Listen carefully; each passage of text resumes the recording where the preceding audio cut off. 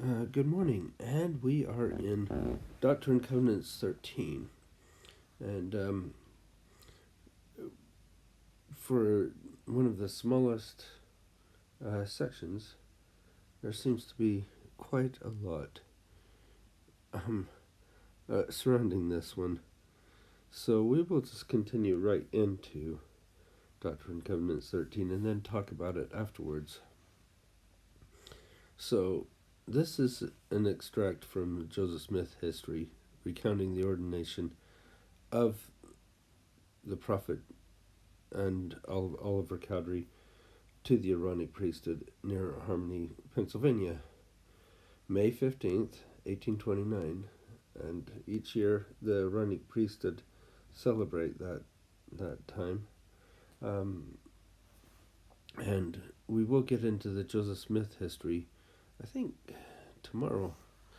The ordination was done by the hands of an angel who announced himself as John, the same that is called John the Baptist in the New Testament. The angel explained that he was acting under the direction of Peter, James, and John, ancient apostles who held the keys of the higher priesthood, which was called the priesthood of Melchizedek. The promise was given to Joseph and Oliver that in due time this higher priesthood would be conferred upon them. So I think we will, as you see in different sections, we will be able to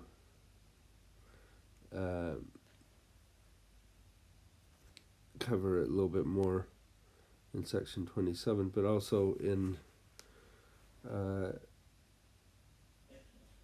just throughout the year we'll find out some more. There's a lot in here.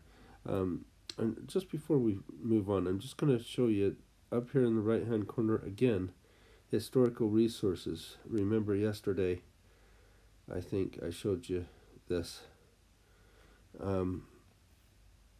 But in this, the Priesthood Restored, a Joseph Smith Papers podcast. Now, the Joseph Smith Papers project is one in which they are taking primary sources. They're searching for, finding primary sources of each of the things that in Joseph Smith's life, and so they're taking these and documenting them. You can usually find them. I know I've mentioned them before. And in this one, they did a podcast. They've done, I think we've gone into a couple of those in the past as well. But this one, again, it's got 6 episodes, about a half an hour each. So quite a lot of watching, but really, really good to learn more about the how they just the records that they have and what is available as well, and what they've discovered from these things. So here we go. After that lengthy introduction, we have, that's our whole reading for today, scripture-wise.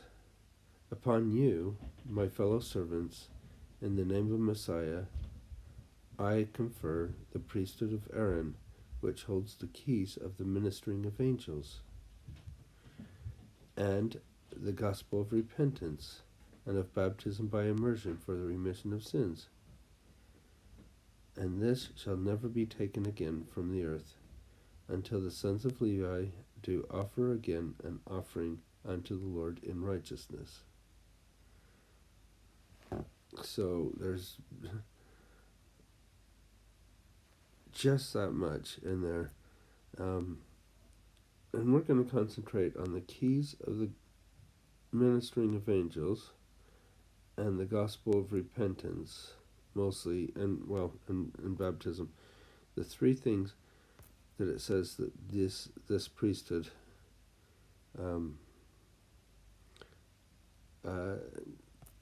has keys for. So let's just go back.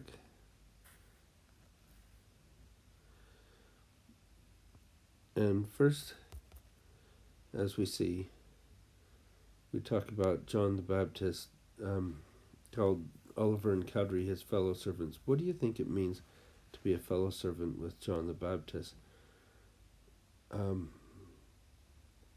Well, as we know in Matthew, John baptized the Savior, and in Luke, let's look at Luke, Luke 1.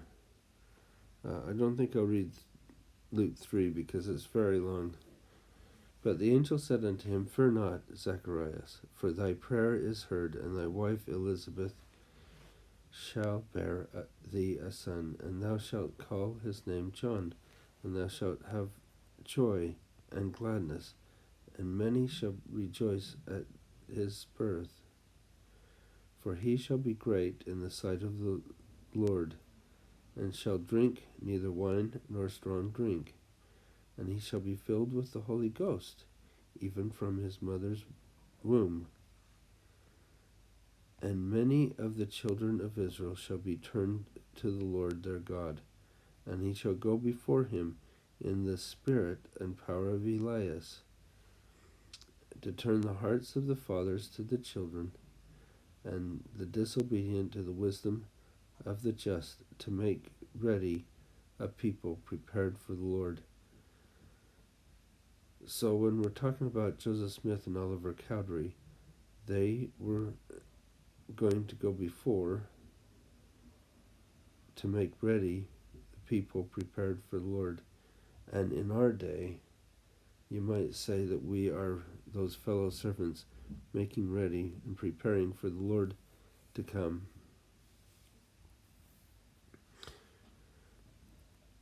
As you read what John the Baptist said about the Aaronic Priesthood in section 13, ponder how the keys of this priesthood help accomplish John's mission to prepare the way of the Lord. For example, what is ministering of angels?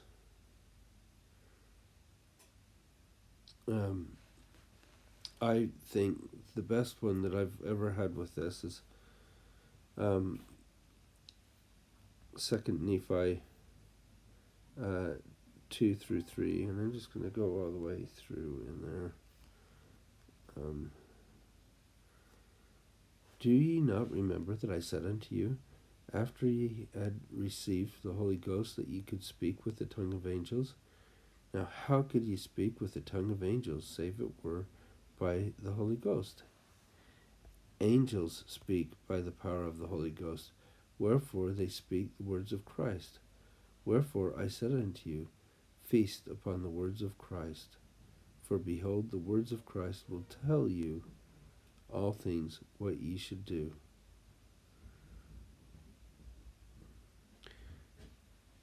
So, using the power of the Holy Ghost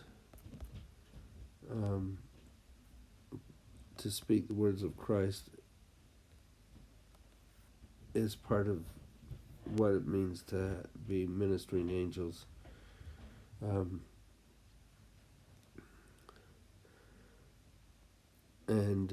Being able to partake of the we have in the Aaronic Priesthood, we do have the teachers and the priests have ministering assignments, and in that sense they are ministering of angels, and they have the opportunity to receive that through the Holy Ghost, words to be said. What is the gospel of repentance?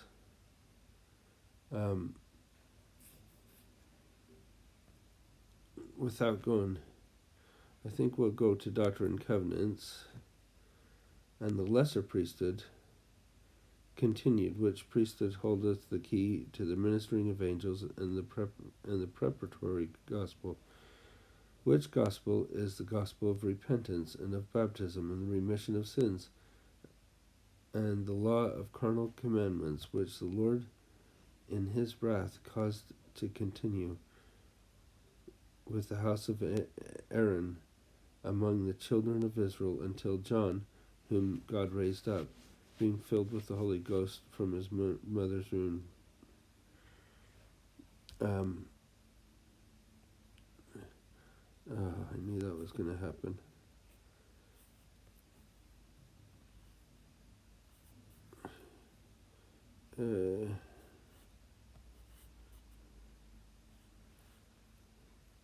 Has to reset when we do that sometimes.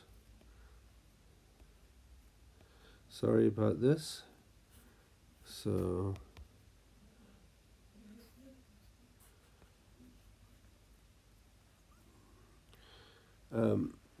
the thing on the priesthood and the Savior's atoning power,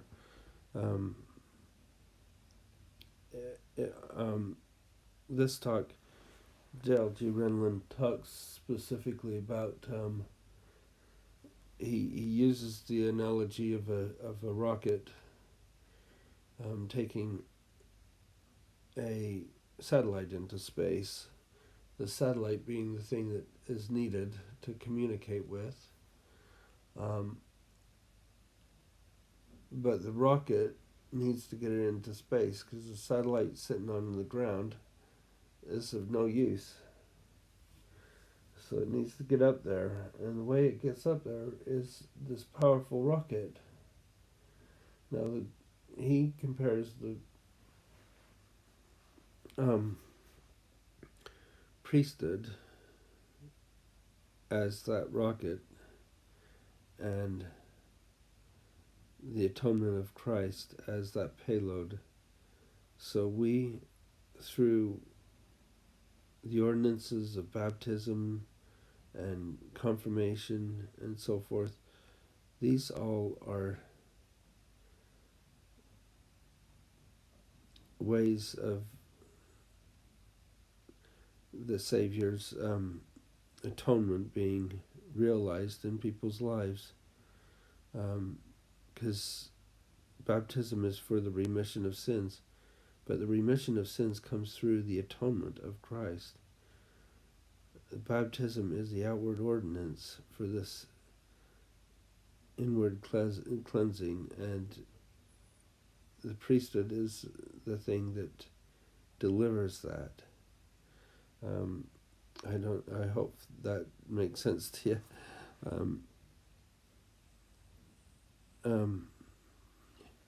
How do ordinances of the Aaronic priesthood, such as baptism and the sacrament, help prepare the way for you to receive the Savior in your life? Again, that's tying in there. And I kind of just described that, didn't I? A little bit.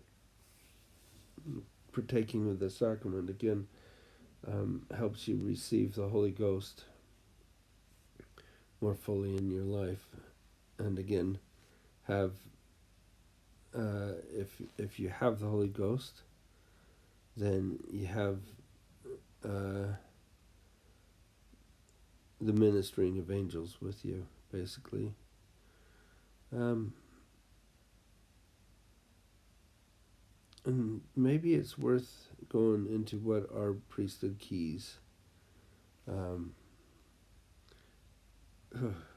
kind of wanted to do this tomorrow, but I'll do it today, and then we'll see where we go tomorrow.